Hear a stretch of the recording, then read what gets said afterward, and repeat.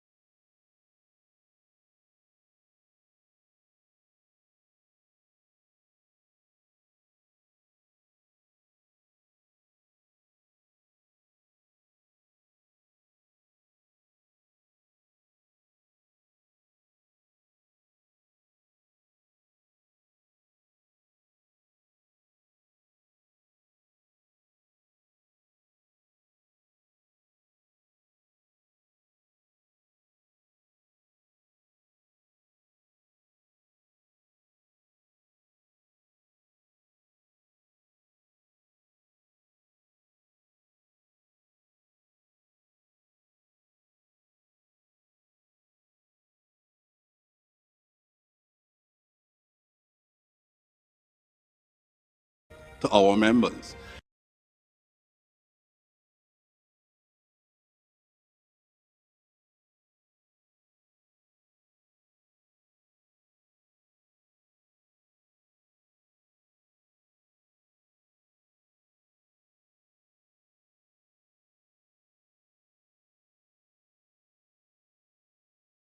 The loan officers across there could do the normal domestic personal loans, we would want loans officers to be able to process out commercial loans the same way.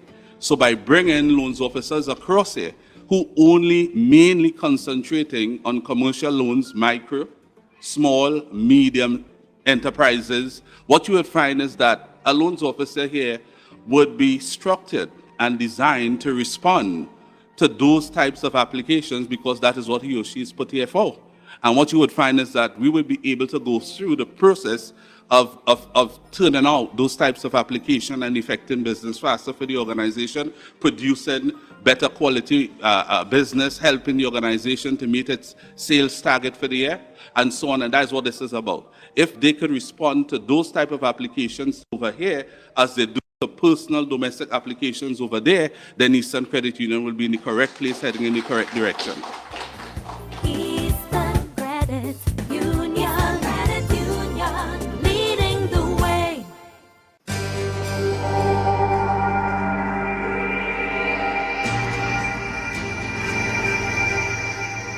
Good morning, Trinidad and Tobago, and welcome to Dependency right here on I-95.5 FM, live on the Independence Facebook page and YouTube channel, also on I-95.5 Facebook page. We thank you so much for joining us. Good morning, Natasha. Good morning. Happy Sunday to you and to all of you tuned in on I-95 and those of you watching us on Facebook and YouTube. Yes, sir. And this is a very important morning again. Once again, a lot of people have been looking forward to this part 2 of this friendly intervention by these two gentlemen former police officers, former Commissioner of Police James Filbert, and former Corporal Wayne Haid, and who is out there in Uganda. Remember last week we had some last program we had some difficulties with him, excuse me.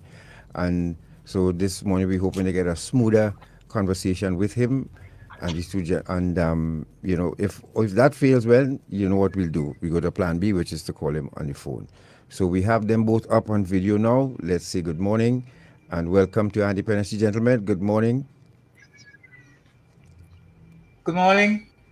Are you hearing me? Loud and clear, Mr. Haid. Yes. Mr. Filbert, are you there? All right. Morning, Mr. Filbert. You have to unmute your mic, Mr. Filbert. I'm doing that. Morning. All right, morning. Right, morning. And gentlemen, right. Let me say good morning to Kat and Natasha and to my colleague, Mr. Heed, way off in Uganda, and to your audience. Again, I know it's global, and their special interest, I understand this particular time, as before. Thank you. Yes, and we want to, again, thank you, gentlemen, for doing the unprecedented. This has never been done before, as far as I know, in Trinidad and Tobago with any arm of the protective service. And this is almost like a red letter day for the Trinidad and Tobago Police Service, where former members been so moved to publicly state what they think, how they feel, and offer solutions and suggestions.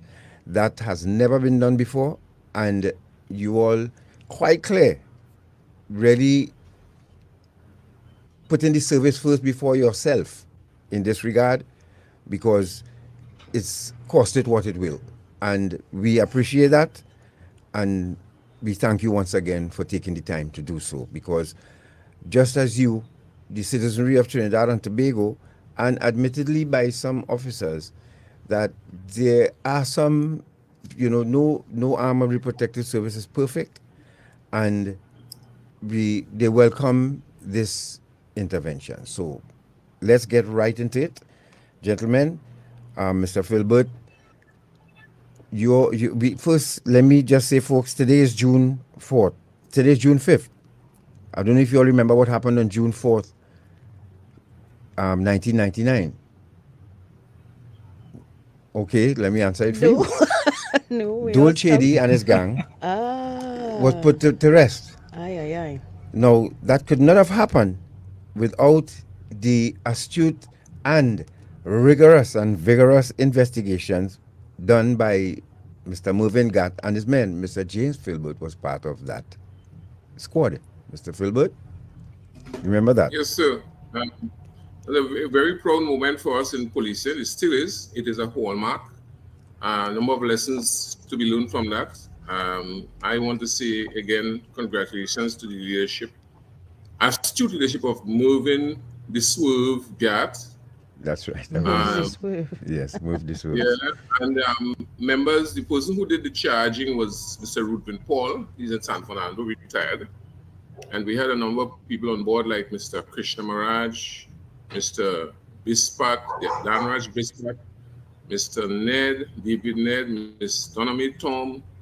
We had people like Miss, who is in San Fernando now, Miss Winchester, she's still serving. Mr. Larry Telesford, who is an inspector, he was also part of that, and a whole number of people who assisted in getting this thing done. And I understand that that was a what you call a precedent in terms of executions. It was done on an entire weekend, 3 a day, and I was at the CID, the FBI Academy at Quantico when these executions were done, and I had to answer to the people there, my colleagues and lecturers, why were we doing this? When I explained to them what it was about, they applauded us. Because I think people would understand that that entire gang was first on the radar because of drugs trafficking. And therefore, what was happening at the time, we had the likes of Mr. David Jack and Mr. Raymond Craig, and they on the heels of Dolce. And the competition was between the drug squad and the homicide. I think we beat them to it, all in the interest of justice in Trinidad and Tobago. And it didn't end there. If you recall, there was, I call that 10-1, which is a particular thing in my head that happened. There were 10 of them, and then it was to be 9-1 against 9. So I say 10-1. Of course, you know the Calypso, 10-1 is good. Yes, 10-1 is good. And then we had another section coming up because of a split in thoughts after we lost Clint, the first witness. And then a very intriguing thing that occurred, which we can't go into this morning, which caused the conviction and the success even at the Privy Council, and then the eventual execution. Of course, the Attorney General of the day was Mr. Ramesh Lawrence Maraj, who we had good communication with, and of course, you know that the execution happened and so on. A whole number of things that came out of that. But Mr. Philbert, you know, we excuse me, we wouldn't want you to give away everything because we plan to have you on by yourself to speak about Dolce, because, you know, as I tell people, Dolce's brother, one of them where I frequented in Cooperative Street in Curep, where Narish had his business, and so I was a customer, I was a client of Dolce's empire, and it's something that we would want Trinidad and Tobago to understand how cocaine established itself in Trinidad and Tobago, embedded itself, moved around from community to community, where it is now in every single community in Trinidad and Tobago. So we will have you on to speak about that, the beginnings, what started the investigation, and how it all concluded. So it would be interesting as well to learn or to find out how the police service itself has changed or improved as a result of that major conviction, and how that conviction and those executions impacted on the criminal activity that these guys were engaged in. Yes. As regards, you know, drug trafficking. So Mr. Philbert, save that, pull out your files, dust them off, and prepare to sit with us and let the public know about this, right? I will put it, yes. Put it away, sir. And the police officers too who were involved, and we must commend them, those both who are not with us anymore and those who are here. Now this morning, folks, we have lots to go through with you. Let me tell you what to expect. We're going to show the good and bad of policing here this morning. We're going to deal with that because there are good sides to the police service. And, you know, I cannot get out of my mind that officer saving that young lady from jumping off of that parkade, you know, building this week here. We have that video to show you if you didn't see it. Then some officers playing basketball.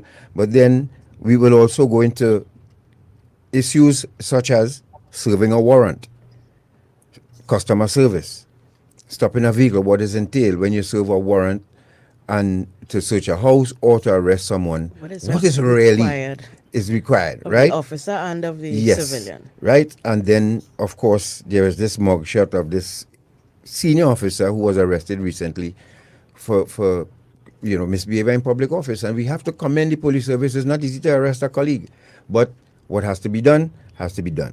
So, Mr. Philbert, you kick things off. Mr. Hayes, you're still with us, right? Just say, please, yes? I'm still here. Nice, good. Right. So, Mr. Philbert, you know, as a former commissioner, you had some things to wrap up when we last contributed. Over to you. Good morning again. Yeah, I just want to take the opportunity, first of all, to commend the members of the police service with their successes. That particular incident with the saving of the life of the young person who perhaps would have, or most likely, and was in position to commit suicide. I am happy that they intervened. And you know, you look at the start of it. This is somebody stopping a police vehicle on the road, I understand, and the officers, without question, responded. That is what exactly you want for people to have confidence in you. Don't measure it on the spot or say, call, go to the station and make a report. And I want to commend them. They saved a life. And I understand as well there are some successes in investigations to the highest point, and I want to commend them that these things are happening. It is showing that it is not lost. The level of investigations are not lost, and there are dedicated officers and energetic officers pursuing. But you know what it is said? It is said the good things you do, nobody remember, but the bad thing you do, nobody forgets. And one bad apple can spoil the entire thing. And these little things that come up from time to time, showing certain kinds of conduct, is what people stress on, because it has been so from time immemorial with the police service. When something wrong happens, it becomes public discussion, and rightly so, because people want to depend on an organization that is placed there to be a Batman and a Spider-Man for them in the middle, fighting for crime. You know, I'll tell you, you know, I was once speaking to in the days of the same old shady things. We had a particular Queen's Counsel, man who respected a lot, very knowledgeable and assisted us, a man called Sir Timothy Castle. He prosecuted those matters, and he said to me one day, he said, you know, James, Trinidad so reminds me of Gotham City. I said, what? And he was able to tell me certain people who he thought was the what's that evil man in Batman? The villains, which one? Two-Face? The Joker. Yes. Joker. The Joker. The Joker. The The Joker. Penguin. And he pointed to the commissioner at the time and he said, look at the commissioner, how he is struggling with all of that. And he said, this thing must improve. And he gave us some very, very fine and unique points, which we took up, I tell you. And we were successful in dealing with it. One of the things he stressed on us was the whole idea of policing the police. Policing the police. And treating with areas of white-collar crime and people who are held in esteem, not being afraid to question them. Again, I can tell you, that was the mantra for us. We did it against other persons' thinking, and we succeeded in a whole number of investigations and put people back where they belong, not taking chances with the police service. And I can tell you, one of the things that I remember well was when we were doing that investigation with Dolchili, we learned that when that incident happened and they were leaving the scene, he said to them, make sure all you leave nothing for Gat and them to find. That is the kind of situation, that is the kind of respect you want from an organization that is placed there to be the champion, of the public. And so that's why when things go wrong, people speak about it. People depend on the police service. There is no other organization to replace the police service. I remember there were stories in the past when people made a recommendation, because this is not the only time the police service is being looked at. I remember a particular time, a particular minister of national security was advised to get rid of the police service. And I said, what? I said, no, man. I said, look, police service needs to be sustained, it needs to be dealt with, and to put it back where it belongs. And so, Gad, one of the things that I always would want to tell police officers is what a police service is expected to be, to look like, and to perform, and how it should perform. It is not a fly-by-night thing. It's not something where you have a Saga Boy police. There's nothing like a Saga Boy police or a cowboy police. And some of the language that you pick up sometimes sounding like cowboy and Saga Boy language. It is a professional job. You are guided, first of all, by the Constitution, and then there are laws that do not interfere with the constitutional rights, and then there are policies, there are standing orders, divisional orders, and all kinds of stuff that guide police. There's case law of incidents happening in the court in relation to police matters that guide police officers as to how they should conduct themselves. And therefore, a question was asked on the last occasion as to what happens after they leave the police training college. Well, before we go there, Mr. Filbert, if I may interrupt, before we get to the point of them leaving the academy, in terms of the recruitment strategies employed by the police service, how can those be amended so that you're able to attract the right people? All right. So one of the things that I have been advising recruitment on in terms of people who apply for these jobs is that we need to go back to the school and find out who these people are. And I want to tell you that a particular businessman complained to me not too long ago of a particular squad. He complained about his squad, and he knew all of them because they were in class with him. And he said, "But you see those fellas in that squad? Those fellas were underachievers. They were bullies in school, and they always were in trouble. And now they're in the police service, and I see them behaving the same way as in school." My advice to recent aspects of recruitment for security posts and posts like that is to go to the school and find out who these people are. You see, and the idea of saying they may have changed is not enough for this organization. It is not enough for this organization, because I'll tell you, 6 months or 8 months in the police training college gives you a particular idea of conduct, idea of how you should behave, but does it take you into a professional level of how you should be consistent? And that's what you want. And so therefore, in addition to the fact that you train them, and you need to look and see what they do and deal with it. Some people commit grievous acts and they are still in the police service. There are people who have gone to the court and committed perjury and have found committing perjury and have cost the state lots of money. And they're still there going into a witness box, lifting a book or something and swearing that they're going to speak the truth. The police service, if you understand it, has no place for anybody who behaves that way at all. You know, it just doesn't do that.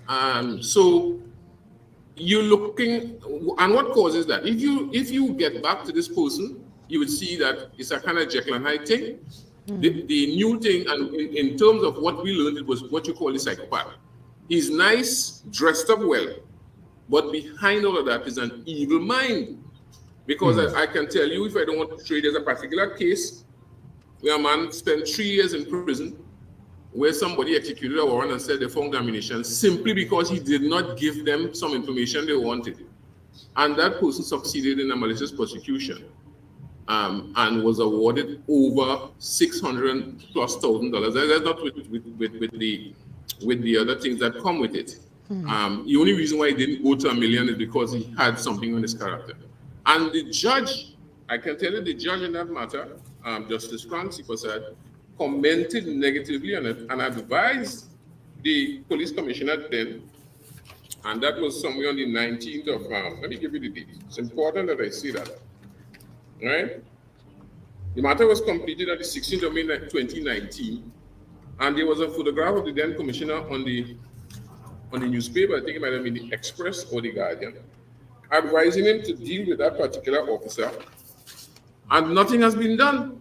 And the judge's conclusion was that this man fabricated a story, placed a man before the court.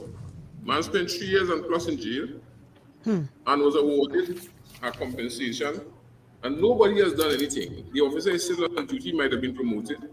I want to tell you, the victim complained to me. I wrote to Mr. West and told him to look at the entire group who were there, because one man can't do that and escape the eyes of the other people. And if you understand the police service, it says that police officers should arrest people who commit crimes within their view, and it doesn't escape the point that if a police commit a crime, you leave him alone. The question that arises here, Garth and Natasha, is one of integrity. Yeah. And it always is always a question for the public when the public makes a complaint on what do they stand. This is an opportunity where you get to push the police service. And this is not the only occasion. There are a number of them where when you look at it, you say, well, why is this man still here? What does he do to help the police service more than to bring dispute and lack of confidence in it? And this particular matter bothers me, particularly because of what I know and what I wish the police service could be and should be. Mr. Filbert? Oh, Mr. Haid, you want to jump in on that question of recruitment and how best to attract the right characters to serve? Because Mr. Haid, and just give me a sec. If you're just joining us, folks, you're listening to Dependency right here on I-95.5 FM, live on the Dependency Facebook page and YouTube channel. We're dealing with the good and bad of the police service this morning. Mr. Haid, you cannot teach integrity. You can't recruit integrity. That has to come with the person. Over to you. Yes, but what you can do is provide certain levels of discipline that will serve in many instances to suppress people's normal actions, attitudes, and instincts. Not to the nth degree, but sufficiently to allow them to understand that within the service, certain standards are expected, certain levels of integrity and honesty and discipline is expected. You asked the question about recruitment. First of all, the O and A level police have been a failure, in my opinion. Not as an entire group, but as a catch-all. In the older days, you used to bring in people in the service who did not feel that they had the educational skills or achievements to go anywhere else. People like myself, who joined the service with a school leaving certificate. But then they changed it and bring book police, as what some people call them. Let me give an example of the attitude. Sometime in the 90s, after I finished my first degree and I was doing my law degree, I was working at a particular station. And I was reading the station diary, and the young guys who were writing in the diary were writing such bad English, such bad grammar, such carelessness that I said in the charge room, listen, you guys with your O levels and your A levels and so on, you still have to learn how to write the station diary and to use proper English. And one of the guys said to me, to my face, in the presence of the others, what happened? You're jealous or what? Why don't you go and get some subjects too? You see, he wasn't even aware the person to whom he was speaking. Even though, they would have seen me on television everywhere and in other places and so on. But it's to tell you the attitude that came with it. I believe we should go back and yes, leave the O levels as you have it, but have an equivalency examination that will allow those without O levels who might really want to provide service to come into the service. Yes. Because you have done it through the roundabout way. What they did is that they brought in SRPs and regularized them, even though they did not have the O and A levels required. So if you could do that with the SRPs, why not go back to the beginning where you started from? You see? Yes. And let us see the quality of officers that you're going to get in. But that is only one part of it. When they arrive in the training college, you're supposed to have a certain mindset, and that mindset is influenced and enforced by your instructors, the people inside there, to let you know that you're no longer a man on the street. You are now a police officer and they're expected to act as such. But that has failed because they decided that officers should not even do fatigue in the training college, or they should not stay overnight. Making it almost like a civil service where you come in the day and you leave in the evening, or to make them believe that they're no longer in a disciplined service. It's paramilitary.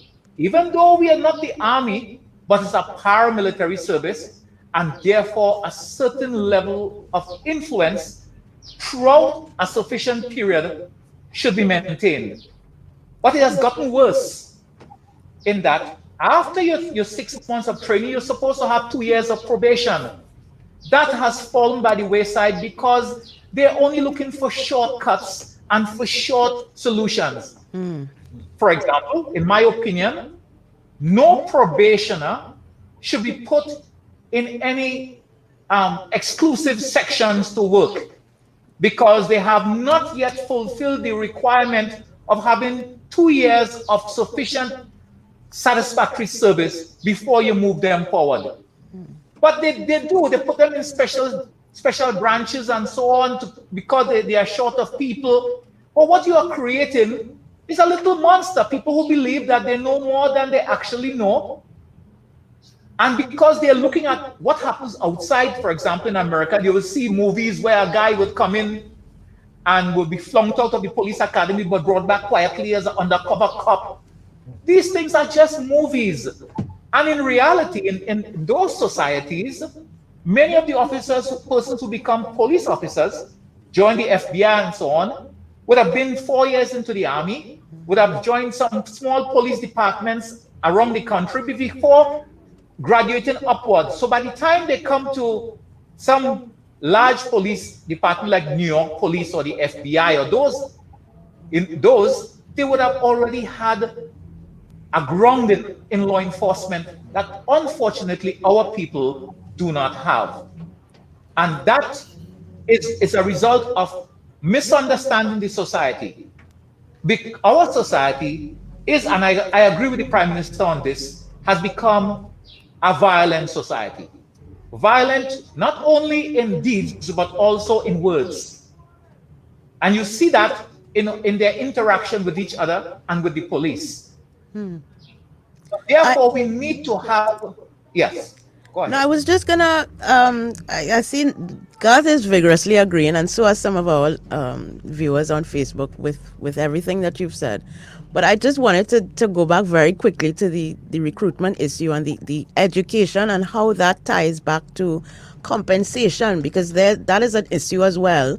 And the level of compensation that police officers are given may be a barrier to more qualified persons and skilled persons applying and filling the gaps. Do you agree? But that I don't agree. Our police service, compared to other police services in the world, we are very well paid. I can tell you that. And the job, it's not just about salary here. The police service provides you with an opportunity, unlike some police forces where you come in as an officer and you get a certain pay scale to suit that. You come in as a constable, but you also have the opportunity to move forward and move ahead. Yes. And some of those people who say, you say that the police service don't offer enough money, what is the alternative? Do you compare their scales with what they are paid in the banks for having O levels and A levels? You will find that it's comparatively suitable. Hey. Okay? There's a misconception that police are for the dunce people or for the people who didn't do well in school. Well, let me tell you something. The people I went to school with and who left school with O's and A levels and degrees, they are way behind where I achieved later on in life. And that is the value of being in a service that teaches you the need to maintain discipline and to put one foot in front of the other.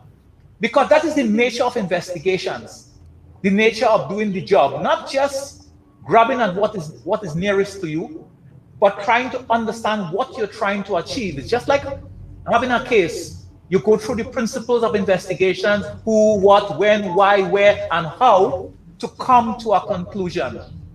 So it is an understanding of what kind of service a policeman is supposed to present. I remember the old days, where we had SRPs who didn't have the height requirement, which is something we look at as well, the 5'6.5" and all of that, because we undermine it on one hand by bringing SRPs who are lower levels, but people on the street don't know the difference.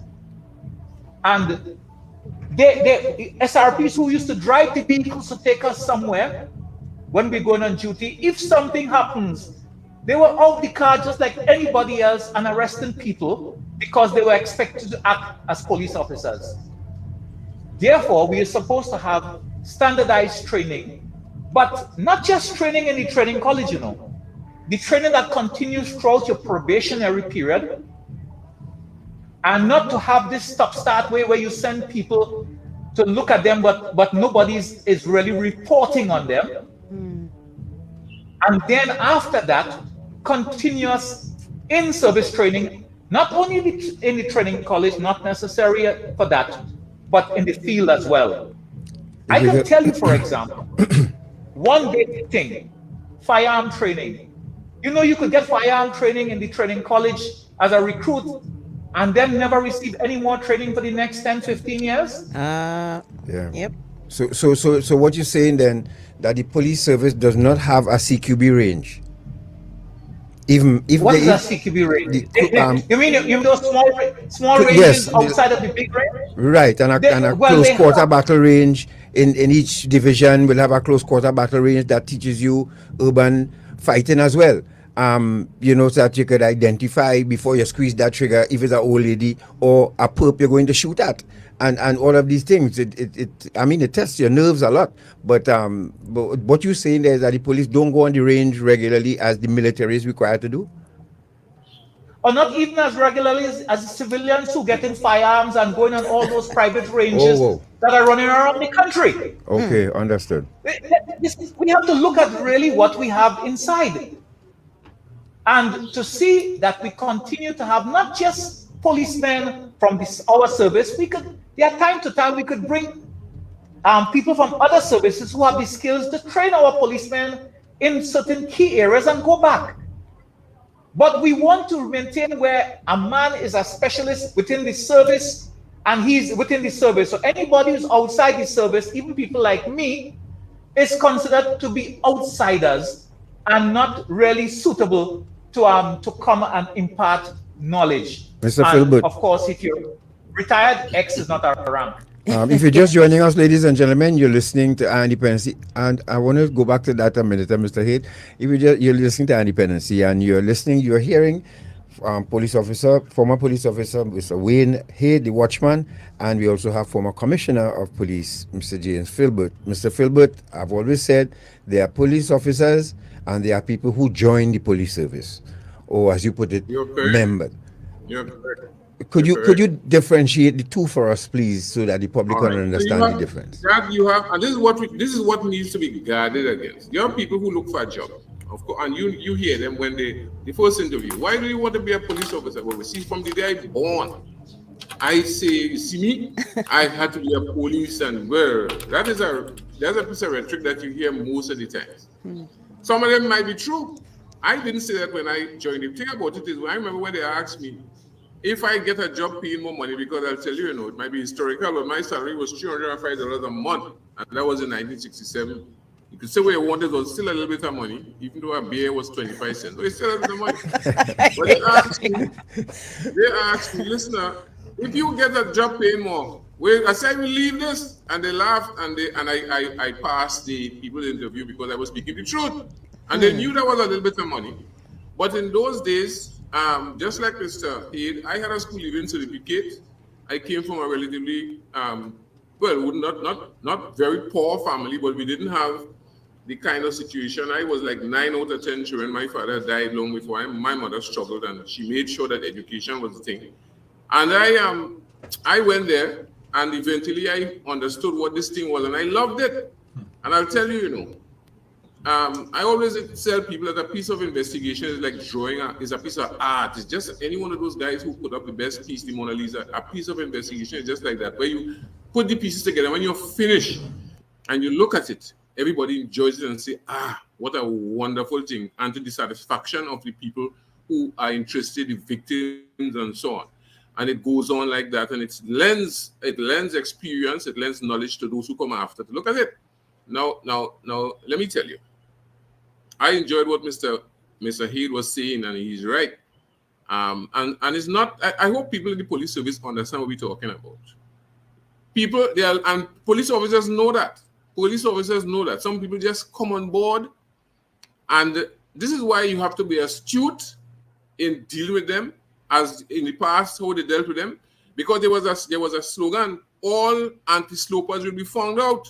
And I don't know if that's found out. Yeah, I don't know if that still exists, because there are a lot of anti-slopers. Let me tell you, I like to say what I see. Let me tell you things that I see. Anti-slopers, Mr. Phil, just elaborate on that term, anti-slopers. I know the word skifflers. Anti-sloper is somebody a person going in the opposite direction. Not in conformity with what has to be done. Right. So you find a fellow who is malingering, he coming to work, right, hiding from duty, he not producing his documents, and he's slacky coming to work late. That's an anti-sloper. You understand? And it's a regiment. We all moving in one direction. Yeah. Yes. You go the other way. It interferes with the whole machinery of the police service. Let me tell you a story.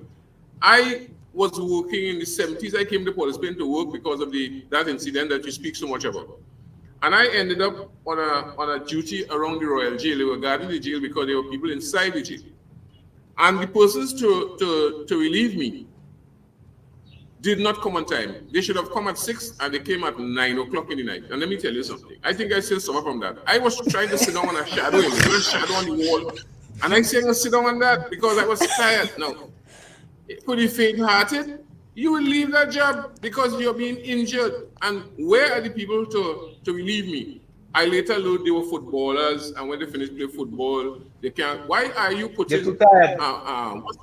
What sort of administration? Why are you putting somebody who played football to relieve me? What kind of performance do you expect from a man guarding the jail to do for the police service after he played football for 90 minutes?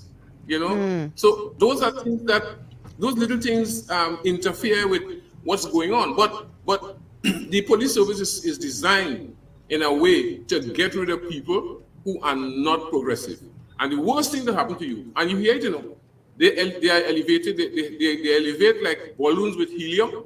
They go up, and then you hear somebody say, look what he reached. I remember when he used to do this, but nobody has taken the opportunity to say, look, you see this man? This man is not for this organization. He's creating problems for us, and he's doing a number of things that the public see and they complain about, and you leave him there. So there are a lot of opportunities. I remember in the training college, they got rid of people because they found out who they were by what they did. Some people were stealing other person's property and things like that. And they said, no, we can't keep you. You know, I will give you an example I saw, you know. I don't know if I told you on the last occasion at the FBI when they dismissed a man because he cheated in a little exercise they got, and they told him to go home, and then they said his commander where he works tell him don't come back to work. Everybody's saying for that question was the man indicated that his integrity was questionable, and they're not going to train you if your integrity is questionable. And we must take example from those organizations that must at least 90-something% appear to be on board, because you don't always get the full thing. There are always questions. There have been questions with the FBI, with the Metropolitan Police, with the whoever they are. There have been questions, but you can't have that as if it's a normal situation. And therefore, there's an opportunity by police officers to treat with those issues. Because there's no level rank in the police service. There's always a senior person. Right. Now, as you see that sticker pin right there, before we go back to Mr. Haid, Mr. Philbert, I would like you to comment on this. Now, we didn't want to show that video this morning because we found it to be really heartbreaking to even look at or listen to. But there was a video circulating this week of an interaction between, now that you speak of that discipline, an interaction between a corporal and a constable at a station. Could you wanted to elaborate on that? This has to do with now, because what happens when they leave the academy and end up in the lines? And this is a perfect example. This happened in front of a civilian. Right. Yeah, that is a horror story. I saw it. And it's not something that I even wish to share with anybody. What was displayed there was lack of control by an officer who is a corporal, right? And he is qualified to be a corporal. The other thing is, he's in plain clothes. I don't know if he is a person who should not be wearing uniform. And the kind of interaction I'm hearing, I don't think that he was that kind of person who was a detective or CID I don't think so, because of the way the sort of conversation that was going on. But there was a civilian waiting for attention in the reception room, and it seems as though that man was in distress, and there was a female officer who was pleading for him to get attention, and there was some noise with this corporal who was in tantrums, and he's saying, wait a minute. And I think I heard something like obscene language, you know. I'm sure I heard something like obscene language again. Yes, there was. At my age, sometimes you hear things and it's not that you hear, but no, but there was obscene language used. Right. And there was a clear indication from him that whatever this man came to tell them was not important. Even when the lady police said, look, I'm going to write it there, he was saying, all right. Let me go from here. So, and the other thing that I noticed from the conversation, there was on my observation, there was a police officer sitting in a very lounge position on a telephone. But in the conversation, it sounded as if some broadcast came over the wireless set, which is an integral thing, communication. And somebody said they didn't hear it because the set was low down, and it appears to me two things. Either they low down the set because he had to speak on the phone, or because of the television in the reception room. But somebody did mention that whatever they did seemed to be more important than the wireless set. And so this man is launched up there, and things are happening. And I'm saying, is he on duty? The position he holds, is he on duty? God, there are so many irregularities and offensive things in that little display. You know, and what I want to say is, it appears as though the person who recorded that wants to send a message, because no civilian was there to record that. That was recorded by a police officer. Correct. And sent viral by a police officer. And the reason might be that they are fed up and they want somebody to hear what is going on. You know, and so therefore, I don't know. Is there a charge? No. Oh, go ahead, Mr. Heath. Go ahead. Let me add a little more depth to what is happening. What people fail to realize is that we are living in a new society. We are living in a social media and cell phone society. In many organizations in other countries, when you come to work, especially working in certain key areas, you have to drop your mobile phones in a particular place and leave it there and not be on duty with your phone. And that is something that the police service must, as a matter of priority now, address. You could have cell phones in the station that are for use for official purposes, but private telephones, and somebody will say, oh, that's too much, that's too bad, but they're not paying attention to anything going on. And that is part of the problem. Secondly, you mean to tell me that a corporal of police or senior constable does not realize that there's the risk of what you're saying or what you're doing to be recorded and then broadcast? It means that you're so naive or so ill-disciplined that you don't understand the risk that is paying now. And that is where I could segue into the question of body cams. We are lauding the fact that a police officer was able to save the life of a civilian because it was recorded. Okay? So what is wrong with the actions of police officers being recorded through their own body cams so that they can see what is happening? Because if you're doing the right thing, even if it leads to some sort of bad result, like for example, you have to shoot somebody or beat somebody because they were doing something that prevents you from doing your job or is a risk to someone else, then that should not deter you from doing your job. No, so Mr. police Heath, officers should be moving away Mr. Heath, from doing their job. stick up in a minute, right? We have a short video to make a case, continue to make a case for the body cams. But I want to go back a bit to what happened at that police station. Now, I can tell you, I don't know if things change, but a pride soldier could not lose the key of his brain to stand in any guard room or anywhere and argue with a corporal to that level. What is the level of charge? Who's in charge? In a What is police the level? Is station? there a charge for someone? God, let me tell you, you know. There's a big difference. Let me tell you, you know. There's a big difference between army and police. The person wasn't arguing with the corporal was misbehaving, you know, and the lady police, who I suspect might have been, I don't know if she was responsible for that recording. I think she was in defense of the person who was there and trying to conduct a duty. And because of the way he behaved, he invited certain kind of conversation. It went to a point where they were being private with each other as to who could mind who, Yes. and all that kind of language in the people police station. So what about his senior? What about his senior then? The sergeant The at the corporal? station. Yes. Well, what about the I don't sergeant? know. We spoke about it on the last occasion, Gary. We spoke about it on the last occasion. Clearly, this person who is a corporal has lost control. He does not show the ability to be able to manage and he to maintain discipline even of himself. And so the question is, it so happened that he might have been the most senior person at the time, and nothing is wrong with that. But the question that comes up is was he able to maintain discipline? Was he able to manage the situation? And how does it reach to a point where he's screaming at somebody and using obscene language? Why is that happening? You know, and so therefore the question comes up again as to these persons who are in vital positions, who we expect to take charge of their charges in the police, junior officers in the police, and make sure the right thing is done. Now, I do not that in my time you would have a man lounge off on a chair on a phone in a station. What is he doing there? What is he doing? What duty is he performing? Mr. Head? But we go back to let me just make, there's a distinction between the army and the police. Police officers are given a lot more authority and ability to talk back, for want of a better term. It is not like the military where you can't answer a senior officer.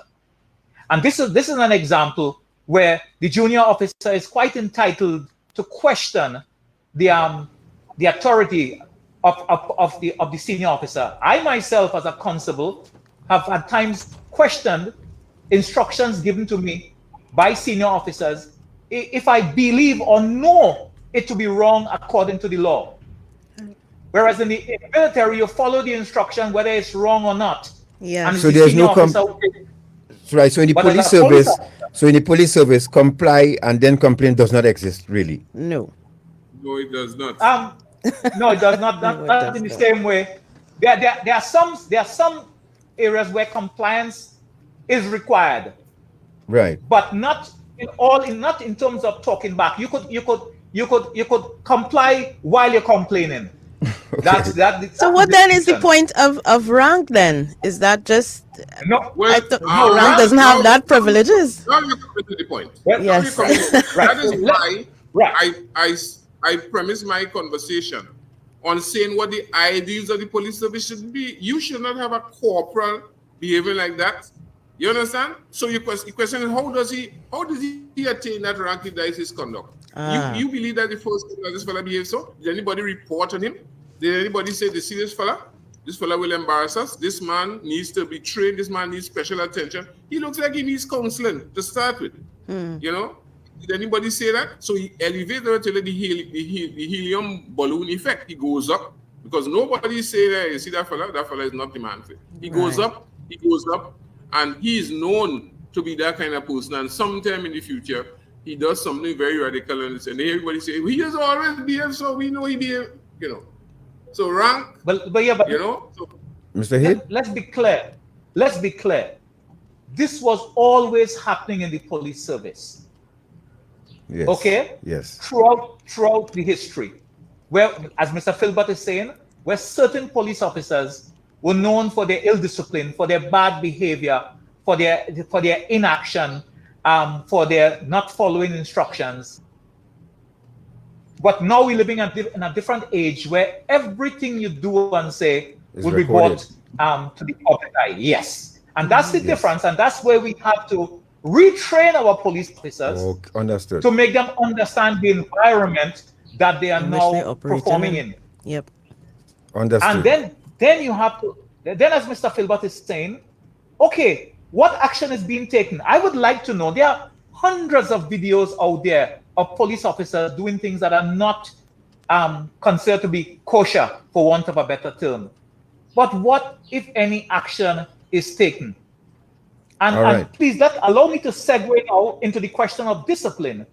It is because there is an inability in the service right now for people to discipline others under them because of friendship, kinship, and relationship. Aye. That is where it is coming. And the point has moved beyond the time where, okay, I knew Mr. Philbert a long time ago. Okay? Even to this day, I still call him Mr. Philbert more times than I call him by his first name. Right. Because I was a constable when he was a senior officer. But I was known to speak my mind. if I have something wrong to say, if I have something to say about something I consider to be wrong.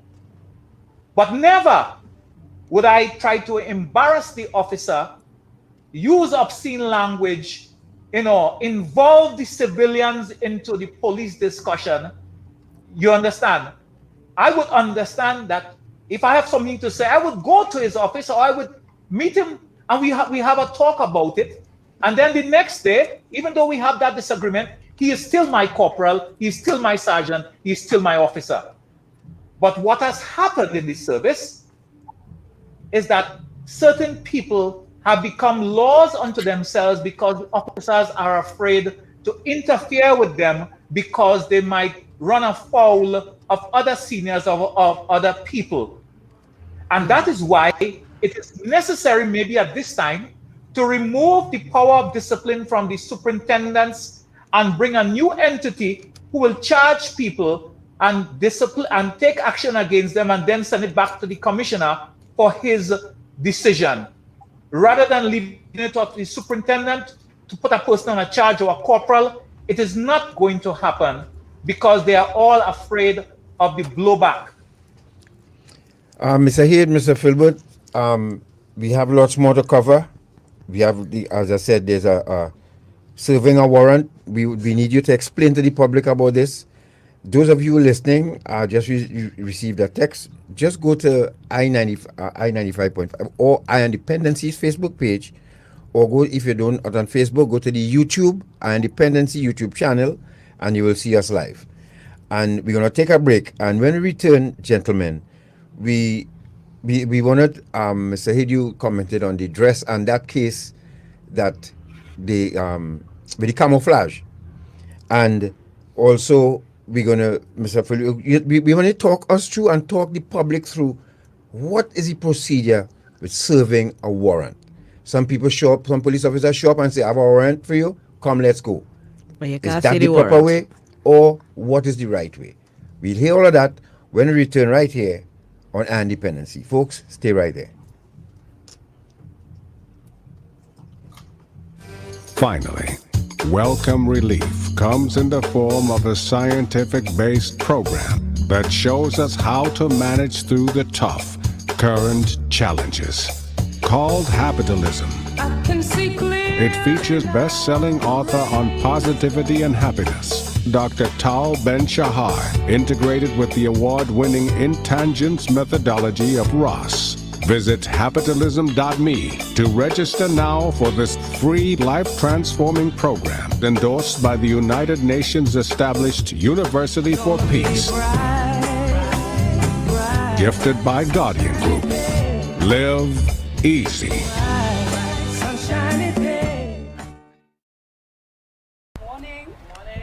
Listen now, I has noticed something out. Them new people are them up bureau day. Where's that?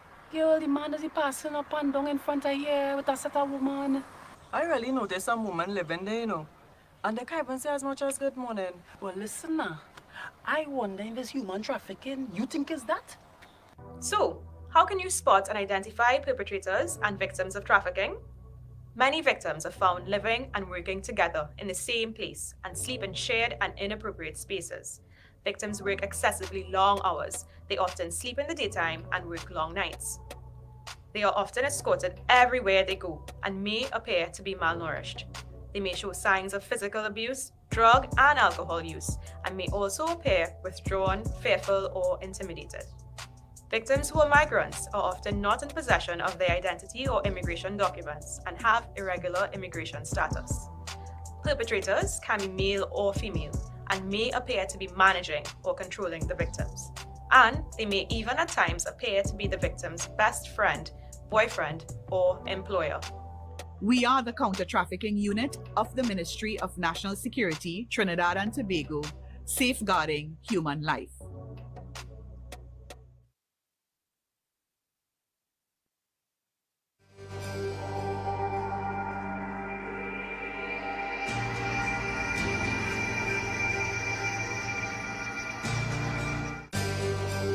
Ion Dependency with Garth and Natasha. Reality radio, at its best, where every life is a biography. Sundays at 10 a.m. and exclusively on I-95.5 FM. And streamed live on the Ion Dependency Facebook page and YouTube channel.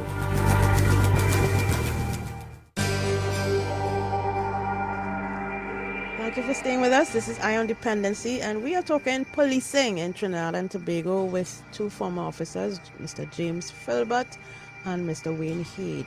A much anticipated conversation this morning. Yes. Again, you can, again, we want to show the good side too. So those of you who didn't see that video yet, you can, the officer saving the young lady's life, we're going to show you that. And then something that really warmed my heart when some officers were playing basketball with some in a community in Point Fortin. It looked really good, and I think this is what the community remember about then the next time they roll through the community. Yeah. Nevertheless, Mr. Head, you had a discussion and you up in arms about the camouflage dress for police officers. You want to elaborate on that for the public? Yes. Basically, what I was saying is that the use of camouflage gives the impression more of a militarized police service rather than a community-centered police service. Okay?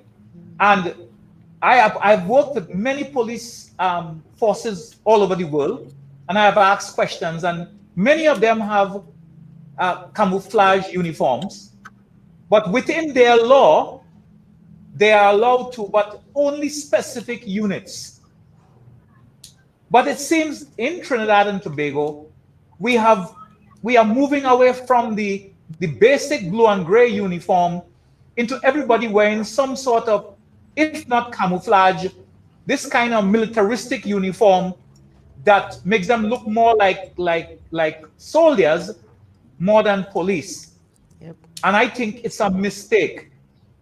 And what is important here is that the judge made certain comments that the uniform may be against the law, the Summary Offences Act in terms, and the Defense Forces Act in terms of wearing uniforms that are seen as military or could be seen as military uniforms.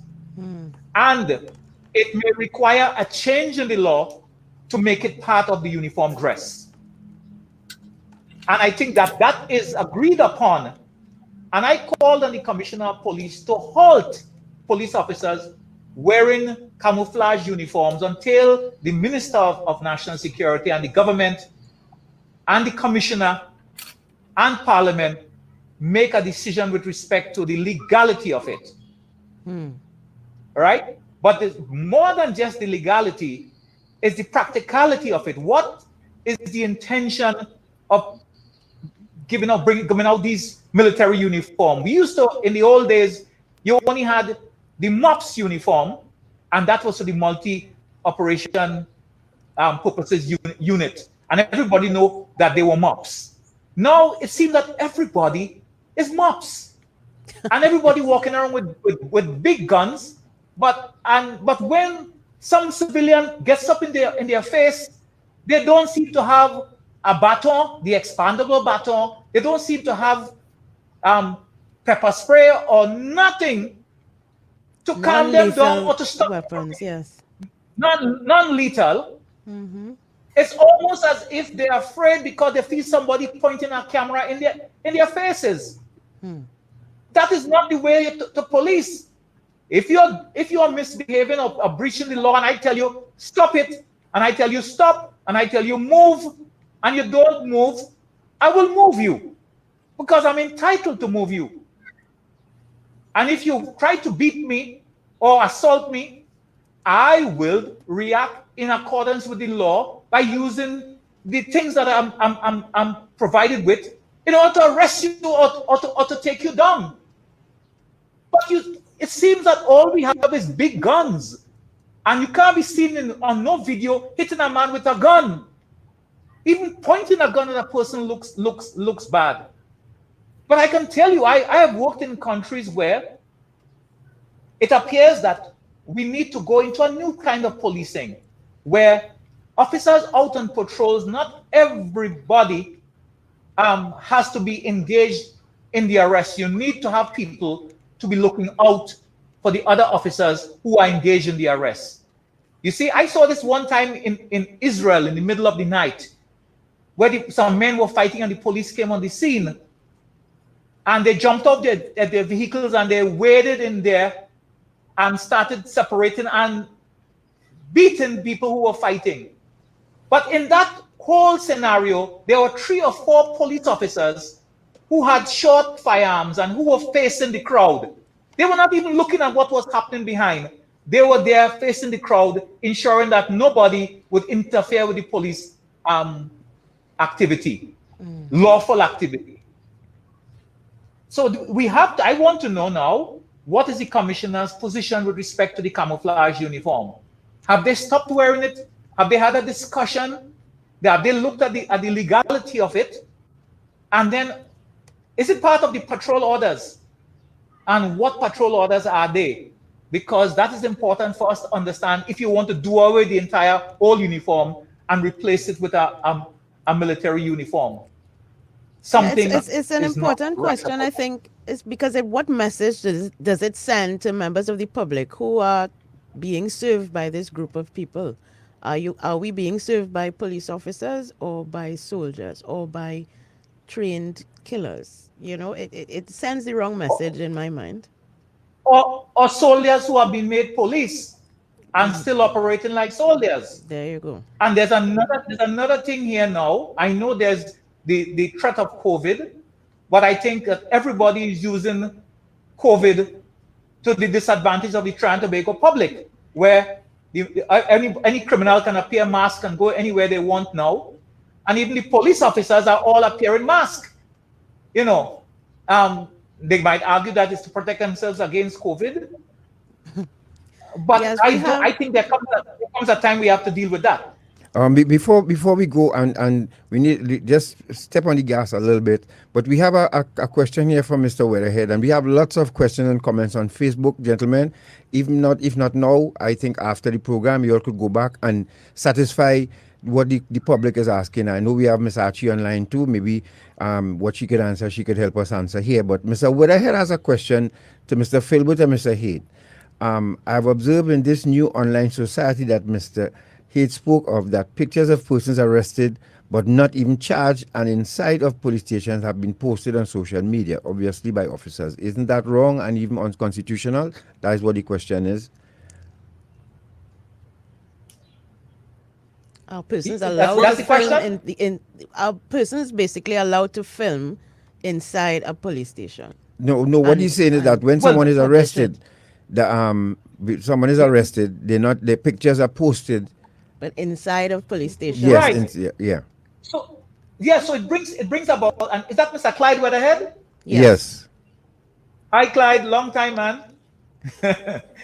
Look, it's 2 points there, and I think Natasha is making that point as well. Filming inside police stations is generally not allowed for the public. Right. But it's not allowed for police officers either, except as part of their official duties to record what is there. Mm-hmm. But recording people in the cells and placing all the details of the station diary and all of these things in the public domain is wrong. And yes, Mr. Weatherhead, some of those things, people have not yet been convicted of a crime, their pictures being broadcast everywhere could undermine and affect the case, and it could be seen as a breach of their rights. And Mr. Philbert, who is now a practicing attorney, could speak on that further. But yes, it should not be happening, and it goes back to the point: why are police officers allowed to have their private video phones in the stations while they're on duty? No, let me explain here.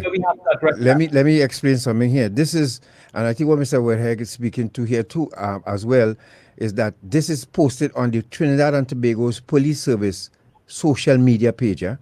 So it's not like any officer just taking a picture and posting it and say, look, we catch this fool breaking in somebody's house.